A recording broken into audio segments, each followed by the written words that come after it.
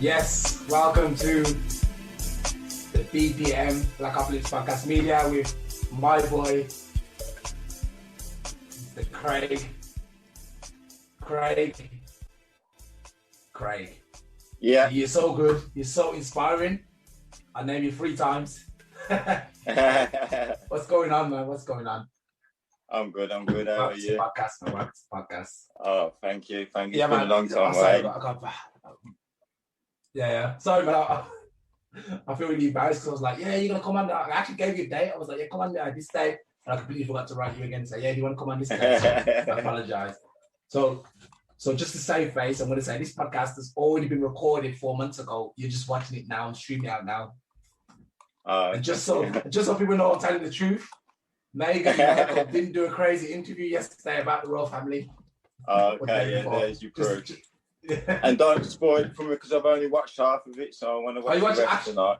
I've only watched the half, so don't, we're not going to discuss that because I want to watch the rest of it before I have a actually haven't watched any. Yeah, I haven't watched. No. I'm going to try and. Wiser. Yeah, that's it. Forget that. Anyway, Craig, you've come a long way, man, in life. You're an inspiration. With your, is it Derby? Is that what your company's called, Derby Pritchard? Yeah, that's correct. Derby Pritchard's, yeah. Yeah, man. I heard he's doing really well. Not from you, but I got obviously like connections with you, and people tell me a lot. Yeah, man, Craig's doing really well. He's pulling it off and that, and I'm like, yo, Craig, man, he's an inspiration to us all. That's what we all need to reach to. It's Craig's level. That's it. Thank you.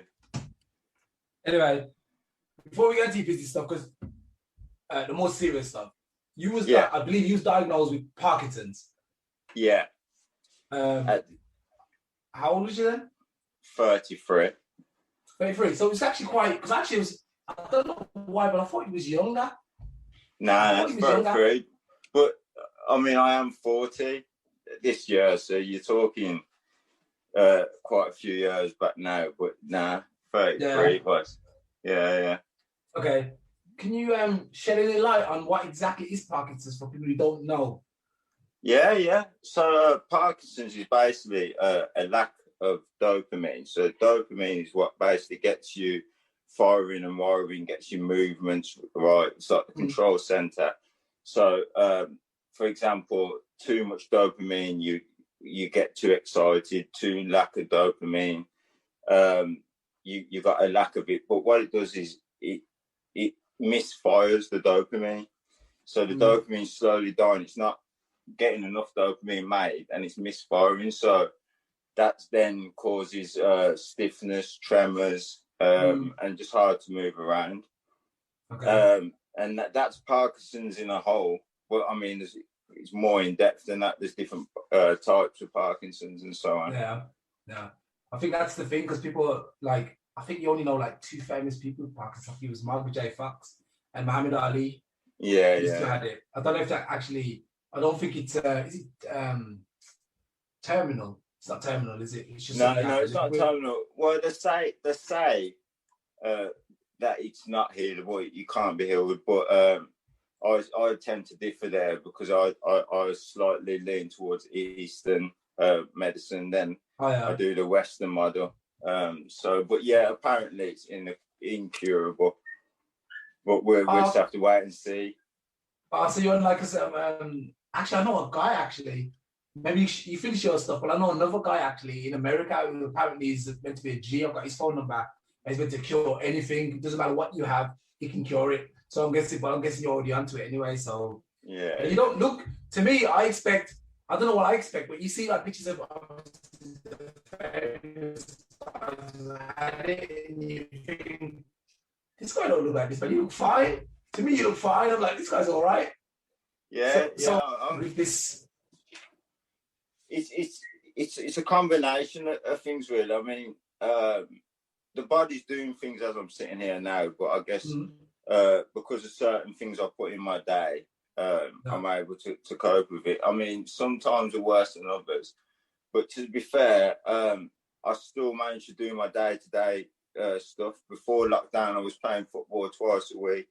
which Really? I'm going to be. Yeah, and we've actually got a pitch booked for the end of the month, so I can't wait for that.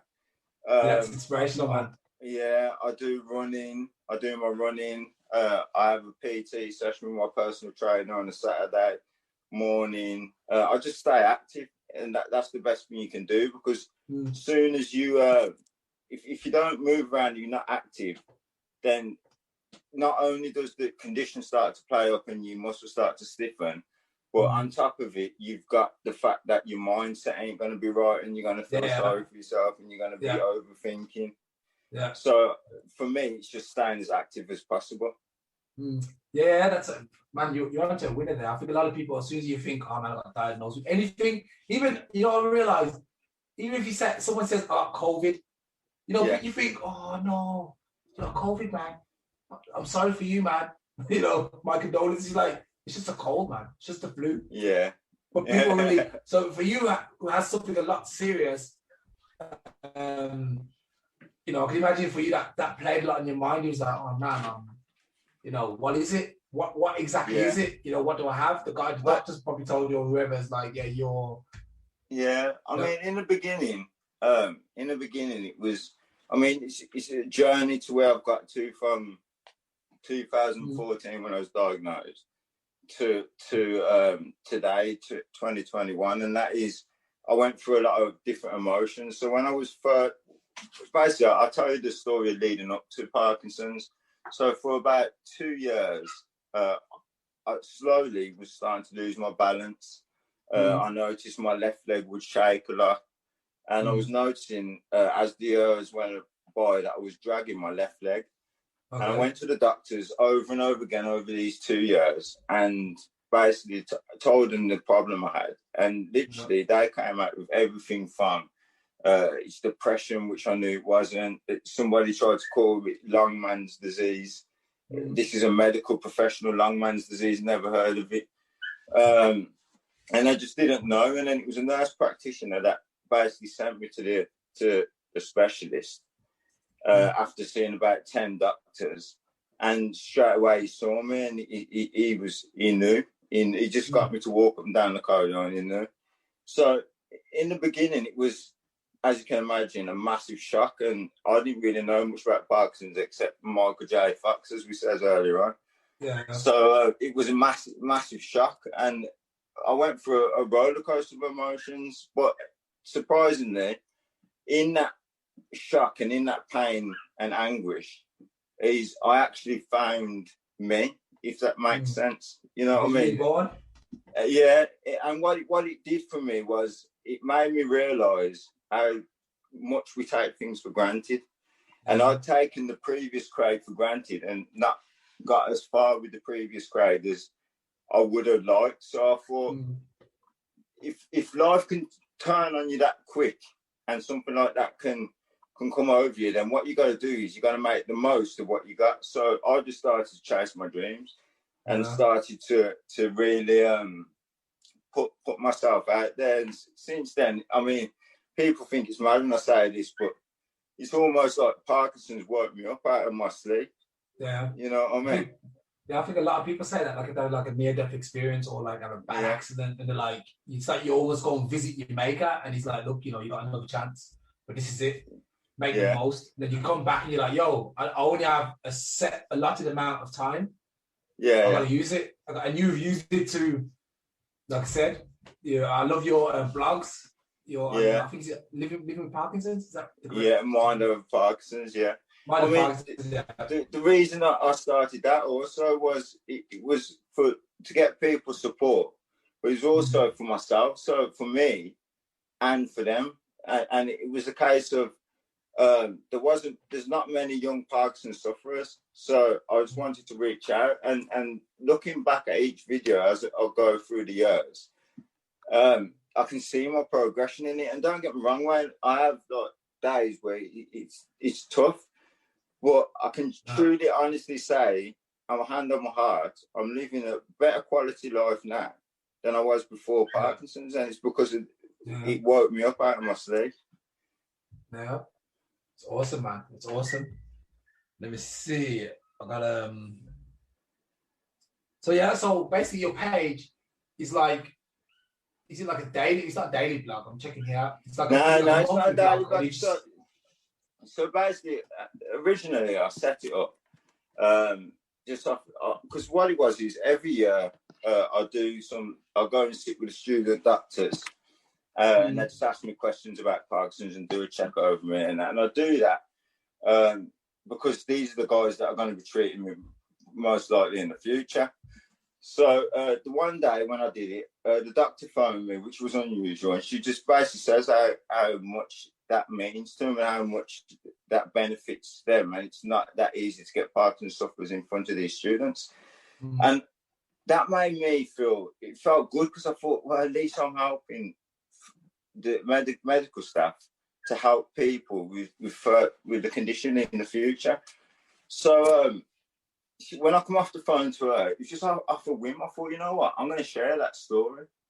Yep. So I just set up a Facebook page and I shared the story and it got a lot of traction. Yeah. So I then just basically named it Mind Over Parkinson's and then just started doing these videos and then they became pretty popular and they were starting to help people. So I just carried on doing it. And to tell the truth, I've never known where to take it or which step to take it next. But I'm definitely going to take it somewhere because there is a demand out there for what I'm sharing. Definitely. I think the only thing's missing is probably like consistency. I think you probably need to do at least. I think you do about one a week. Actually, no, you haven't done anything. Yeah. I mean, that's the thing. I've got to look at it really look at it because the whole thing I didn't expect to do. I didn't know where I was going to take it, and now I realise that there is a need for it. And I mean, I'll tell you one thing. There was a guy, I hadn't posted nothing for a while. And I got out my car and I was going into a shop and I seen this guy walking up to me. I'd never seen him before. And he says, "Is your name Craig?" And I says, "Yeah." And then he mentioned my Mind Over Parkinson's video and he said, "I'd just been diagnosed." So I think it was about 6 weeks previous. And he actually says to me, "If it weren't for your videos, I don't even think I would still be here." You know what I mean? So that made me think then, you know what I mean? So he's a young man, he lost his job, he was a lorry driver, he lost his job. He had no form of income, his body was playing up, he just had enough. And then he watched those videos. So I guess it was another young man sitting in front of him with the same condition, but is still living life. So the scariest thing is being told you got Parkinson's is, you straight away think deterioration because your brain's getting weaker. So you think, oh, everything's down now. And it's when you change your outlook on what you're being told, that's where the growth comes. You know what I mean? But you've got to go through all those emotions first to get to that place. So that's really inspiring. You know what I mean? You get a guy doesn't even know you and he's like, "Yo, Craig, you saved my life, man." Yeah. And that's for me, that's the same with this BPM. I'm like, if I can change one person's life or attitude or mindset or something like that, you know, I feel like I've done my job. You know, it only needs to be one person, and then I'm good. I'm not gonna give up, obviously, but I'm gonna be like, one person. No, it's so true because when I first started doing it, I started to get a lot of feedback and a lot of people saying, you know, the way you deliver your message is quite good and it really grips me. And even though I ain't got Parkinson's, I'm watching it and I'm hanging on every word. So I thought, well, that's an ability, that's a skill. So I thought, well, if I work on that skill, how many people can I reach in that sort of field? Like when I think about it, like the awareness of Parkinson's, a lot of people that follow the page, a lot of them follow me because they're following me, they're supporting me. But it's the Parkinson's sufferers that I want to get in front of. You see what I mean? So I've got to kind of develop my skills and continue doing what I'm doing in presenting on that to reach those people. I think it's more about practice, to be honest. When we started this a year ago, or over a year ago, I think it's actually a year and a half now. Jesus Christ, time's flying. Yeah. Obviously started off as a bit of a novice. The sounds all messing up. But I remember the show before Christmas and I really got everything wrong, you know, and everyone was a bit disappointed. And it was that moment where I thought to myself, okay, I'm going to take it up to the next level now. I think people are getting frustrated and I want to see it go to another level. Yeah. So that's where we are now. And I think that's what you're going to do. If you keep publishing your mind over Parkinson's every week. Trust me, you'll learn new tips. Listen back to yourself. You'll learn how to present yourself and say stuff. And yeah, man, you'll trust me. You will get so many viewers and followers. Believe me, with that, you're good. You're good to go. Yeah, and I mean, it's good to see what you're doing and the fact that I love it when you find something that you're actually passionate about or you're actually living, because then you're not doing it for an outcome. You're not doing it for a cause. You're doing it from the heart. You know what I mean? Because it's your passion, and then that way it's genuine. So when I put something out, I'm being honest. There's no hidden agenda. I'm not trying to sell you a story or nothing. I'm just putting it out there. I mean, I've even put videos out there when I'm having bad days, but I put videos out there when I'm having a brilliant day. You know what I mean? And the same with yourself. What you're doing, there's a purpose for you. And like you said earlier on, even if it's just one viewer that logs into you every single week, there's a purpose for you. You know what I mean? So it's for me, it's not doing something to it's not always have to be big. Sometimes you're just doing something just for that one person or them 10 people or you know what I mean? And just trusting what you're doing, just keep doing it. Yeah, it's that small crowd, and it's like I've maybe got, I don't know, people who log in every week, 2 or 3 people who watch like the live show. I'm happy with that. That's my crowd. They're my people. Yeah, exactly. I'm happy with that. Obviously, it's later, the numbers shoot right up, into a couple of hundred. But when it's live, like now, 4 or 5 people. Well, I'm grateful. Yeah, and that's it, right? And you just got to keep that going. You know what I mean? And don't always look at, I've got to get this amount of people. I've got to reach this amount of people. It's just being authentic, being yourself, being vulnerable, and just putting it out there. Everybody's got a story to tell. Let's put it that way. Yeah. Okay. So, where did your life go after you was like, that's it, I'm not gonna let this defeat me. I'm not gonna sit in my room and just be like, yo, I'm here. I'm stuck with this. I use the German word Krankheit. Sickness. Yeah. And you think to yourself, okay, no, I'm gonna do something. So where did your life go after that? Because obviously you started off I'll let you explain it. Yeah, so after going through the shock and the pain, I went through. I don't know if you call it depression, but let's say it is depression. I went through the stage where I didn't want to get out of my bed. I didn't want to go nowhere. I remember I'd pick up drop my wife and my daughters to school and work, come home and just go to bed. You know what I mean? Sleep the day away. But then it was a book, believe it or not. Well, it's a book and a person. And I'll give him a shout out now, John. He knows who he is if he's listening. Close friend, real close friend. Well, basically, me and him always, quick summary, we always got into debates and we always seemed to be on the opposite side, but it was friendly debate. It was good banter. And we had this debate and he sent me a book off the back of this debate and it was called Think and Grow Rich. Oh, okay. And I remember I read that book and literally it just introduced me to something I didn't even realize existed. Like I didn't understand how powerful the tool that we carry called the mind. Like I totally lived by these systems and didn't know that there was a bigger world out there. So that then got me onto other books. I carried on reading books. Before you know it, I was going to seminars, listening to inspiration videos. Then I started doing the Zen stuff and the Eastern philosophy. And then before you know it, I'd started to write goals down. And basically I decided then that, I'm gonna live what I'm reading. I'm gonna live what I'm talking about. So that's where it really started for me with that one book. Yeah, that's great. I love that. Actually, that book, Think and Grow Rich. I'll tell you what, another book that really took me off, Millionaire's Fast Lane. I think you know by DeMarco. No, I thought so. He actually addresses the Think and Grow Rich philosophy. Yeah. And he kind of like turns it on his head, and I was like, yo, this guy's onto something, man. I picked up the book, 400 pages. I think I read it in like 2 or 3 days. I was like, man, when I had like time, when I was off work, the evenings, the mornings, I was like, yo, this book is amazing. And I sent it to everybody, and I was like, read this book. This is the book, man. Millionaire Fastlane, if you need anything else, if you're short on material, literature. But I mean, I say it was the book. The book was the initiative. Like the book started the engine up. You know what I mean? It's like putting the key into your car and turning the ignition on. That's the only purpose the key's got.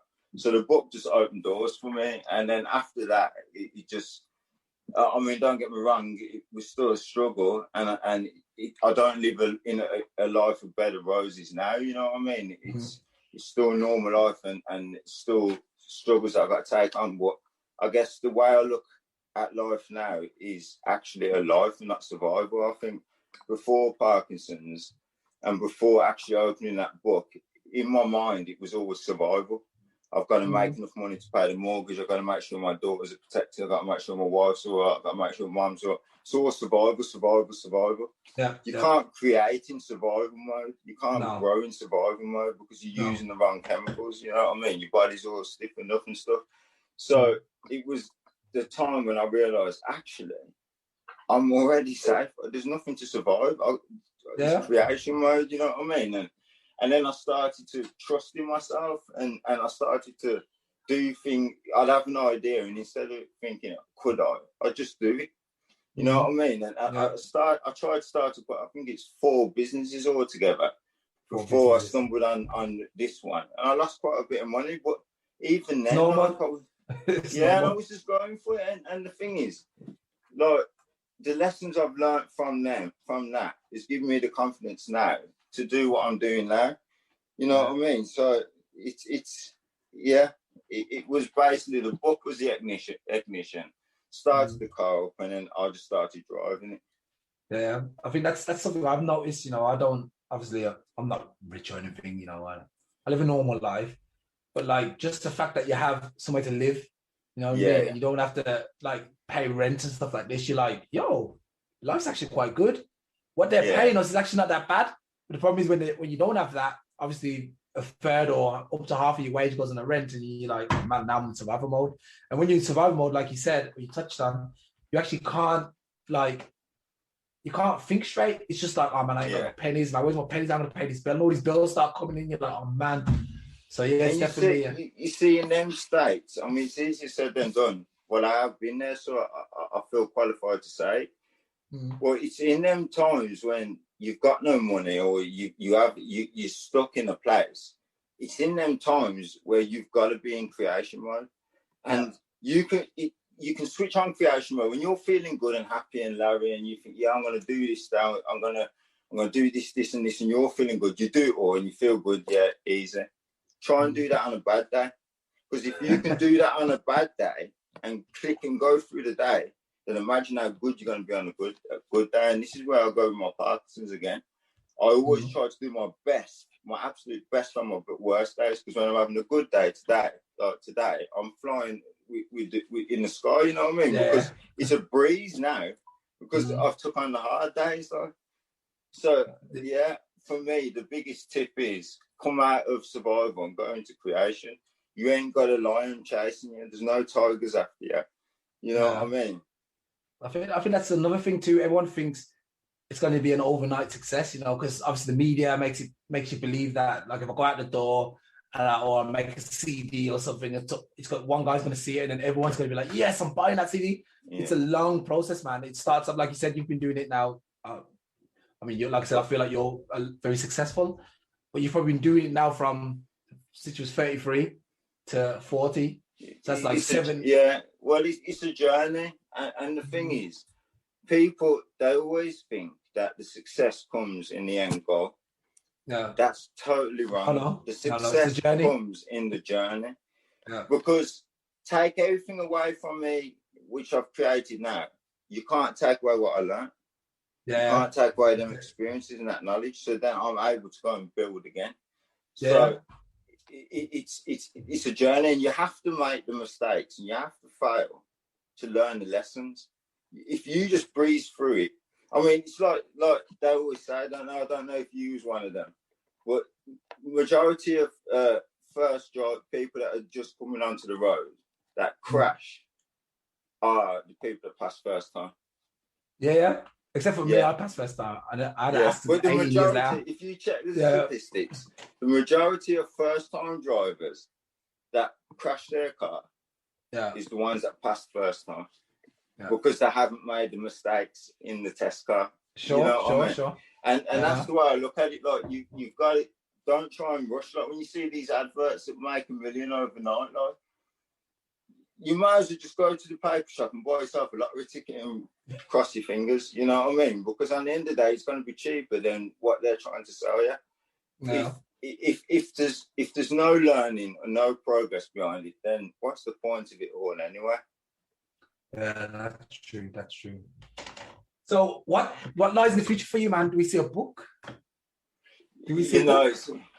It's quite mad you say that, because I've always said, when I was first diagnosed at 33, I says to Marvin, my brother, I says, you know what, Marv? And this was the day I was diagnosed. I says, I'm going to beat this Parkinson's. I'm going to become well again. I'm going to get it out of my body, and then I'm going to write a book about it. Yeah. And he still reminds me that I've said that. So, yeah. In the future, I could, why not? Yeah, now it's documented now. Whatever you talk to me, I'll be like, yo, where's my book? Because I'm going to be the first one to buy it. I'll be the first in queue, like, I want my book, man. Yeah, so I can, educate the masses, man. So, do you want to talk a little bit about what you'll do, what your businesses are? Yes. And actually, before that, there's actually a quote. When you lose money in a business, I don't know if it was actually from Think and Grow Rich, where he said, should you fire somebody if they mess up and cost you like £1 million or something? And the guy would turn around and say, why would I do that when it's just cost me £1 million to train this guy? So the mistake was the training, I think that was from the Think and Grow Rich, I believe, or one of these books. So anyway, I asked you a question. So the business. So basically, after trying to set up a number of online businesses that didn't quite take off, I went into business with my in-laws. So my wife, Terry's sister, and her husband, my brother-in-law, Andrew, and they'd already been in business. So to me, this made perfect sense.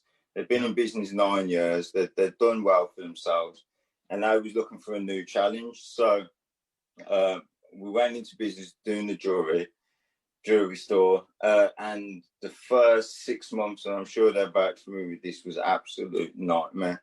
So it went from a lovely sister-in-law to I couldn't stand her and she couldn't stand me. It went to me and my brother-in-law spending a load of time together. We were trying to spend as least time together as possible, you know what I mean? And we tried, basically we had this model and we knew the model worked, but we was just making mistakes along the way. And it got that desperate at one point. So we put quite a bit of capital into it and we just weren't returning nothing. And it got that bad at one point. We even set up at West Brom Market. Okay. Trying to sell it on the market, which was never our business model. Of course, we moved away from that quickly because we recognised that this is not the way to get our business off the ground. And then we just kept at it, and we just tried different things, educated ourselves, and then it just literally almost happened overnight. All of a sudden, the sales started to come in, and we just looked at what we was doing, and we managed to get almost a blueprint of what we was doing. And with that blueprint, my brother-in-law now, he's opened up another business, Pet Drop. If anybody who's got pets, type in Pet Drop in Google, and he's modelled that blueprint with the Pet Drop, and that's now also doing well.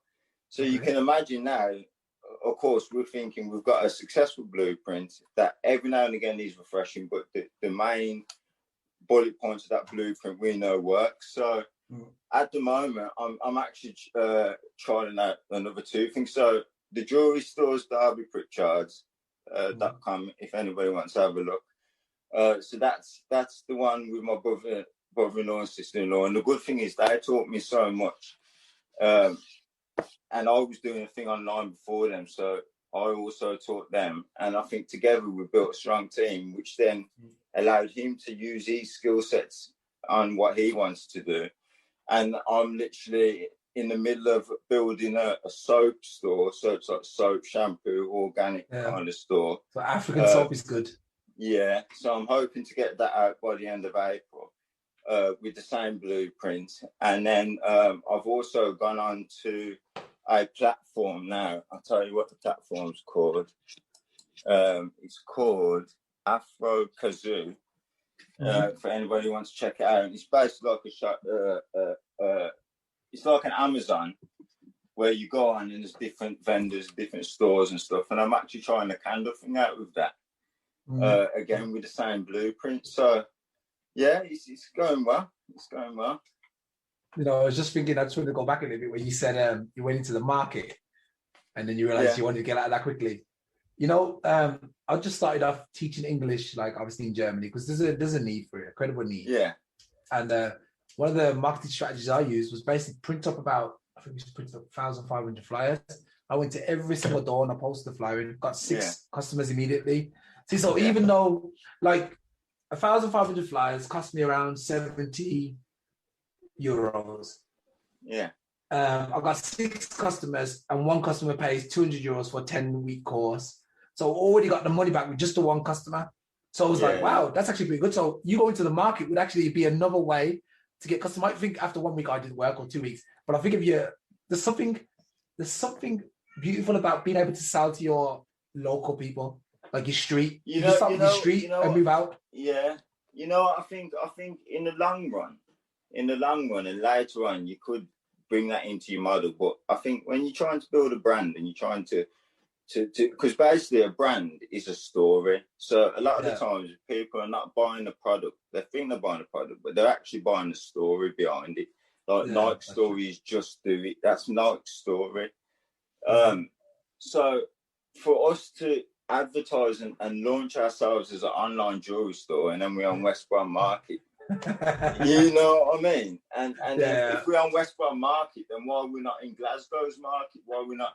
You know what I mean? Because it's a UK based thing, so we have to stay true to what we was trying to build. I mean, you can build off the back of that, but I think in business, when you're first starting in business and you're first starting to establish a business, you got to make sure you're not going down too many different avenues. You got to kind of take your customer down this road, and you don't want to lose the customer along the way. You know what I mean? Yeah. And so I think we moved. I mean, we give it a good go, but and it's not like it weren't doing brilliantly, and it probably could have picked up, but we just knew that it wasn't true to the business plan. It wasn't true to the original idea, the original model, which we felt could work and which has worked for us. Okay, man. Well, I would say I'm very inspired by everything you've done, man. Yeah, you make me feel good. Obviously, you overcame an issue, and I feel like everyone who's probably listening today is probably like, wow, I can do it. Because if you're like healthy, there's no excuse. You know what I mean? I'm not saying you're not healthy because you're on the road to being healthy. To me, you look fine. You know what I mean? And I would say on some days, like you said, you don't get enough dopamine. I think I get too much, so I'm always like hyperactive. You know, like. And people can't understand. Yeah, people can't understand me. I think that's what it is. So, I'm very happy to have had you here today. Is there anything else you want to explain? No, not really. I mean, all I can say really to finish it off with the topic inspiration, like, is be your own inspiration. Like, for example, I run 6 o'clock every morning now. Wow. But before I couldn't do that. Like, just the thought of running in the morning round the block was hard for me. Yeah. So what I did is you do bit by bit. So you can't bear to run around the block. So walk around the block. Yeah. And then when you walk around that block, give yourself a pat on the back and then walk around the block for the rest of the week. Walk around. And then all of a sudden, before you know it, naturally just pick up that little jog. And before you know it, you're running more than the block. So what I'm saying is, inspire yourself. It's good having inspiration outdoors and trust me, there is. I mean, this conversation has inspired me. Like seeing how you got this podcast set up, and I'm looking at you and I'm thinking, yeah, this could work with Mind Over Parkinson's. You know what I mean? So it's we inspire each other in that sense. Like, but be your own inspiration. You know what I mean? It's like earlier when you said when you first was doing your recordings, and they weren't as good, and now you look at them and they're crisp. That is you are your own inspiration. When you look back at this tonight, you see where you've grown. Like so, on the topic of the inspiration, I say be your own inspiration. Yeah, man, definitely, man. I thank you for that. And like I said, you wait there. I just quickly scanned your site. Do you do qigong then? Yeah. I've only just started it. I just started. What about yoga? Yeah, so the wife does yoga, so I am actually going to give it a go. I've actually ordered a book, and it's called Yoga for Parkinson's. Okay. But yeah, because that's another thing as well. I've always been into the Eastern. Well, I wouldn't say always. I've leant more towards the Eastern philosophy since having Parkinson's, just purely because when they talk about Parkinson's, they don't talk about it like it's doomsday. You know what I mean? So, and a lot of this qigong and tai chi and all that's really interested me. And previously, again, it was just a thought. Like I never jumped on it, I never acted on it. I thought, I could do that.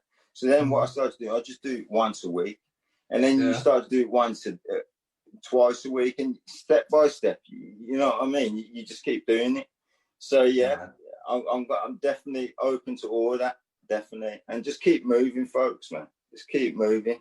The body's designed to move, man. When you're old, you can rest up and sit down and rock in your chair. But sleep. While you still got movement in you, man, keep moving, man. Yeah, man. Give us, where can we find you, man? Give us some of your handles. Okay, yeah. So Facebook, just Craig Pritchard.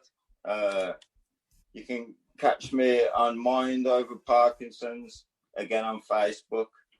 And to tell the truth, that's about it. Facebook for me. I'm one of the 30 pluses they reckon the Facebook generation is, don't they? Instagram I only really use for business, but that's where you'll find me. I think you need to get on YouTube as well, man. Like I said, you want to win out. Yeah, well, you know what? I have actually uploaded some YouTube videos, but I did it as a test. So I opened up an account just to do it as a tester, just to work it out. But definitely when I can get the time, man, I will definitely get onto it, and I'll be in touch, man, because you know what I mean. It looks like you know what you're doing. You know what you're doing, because it's a good little platform you got going there. So thanks, man. All right, yeah. Then I'll definitely get you back on down the line. Maybe you come on and give some inspiration to other people. There's a lot of people come on and don't have an inspiring story like you, so maybe you can come on and help them out to give them a kick up the old derriere. Yeah, man. I'll be glad to come on anytime. Serious. It's been really good, man. I'm glad to have been asked to come on. And serious way, man, you got a good thing going there. I've just checked it up on Facebook. You got a good thing going there, man. Keep it up, man, because there's a need for it, man. So I'll definitely be supporting you on your mission there. Thanks, man. Thanks. All right, Craig. It's the Mind Over Parkinson's. Thank you. Man. Yeah, man. Cool. Peace. See you later, man. Okay, bye.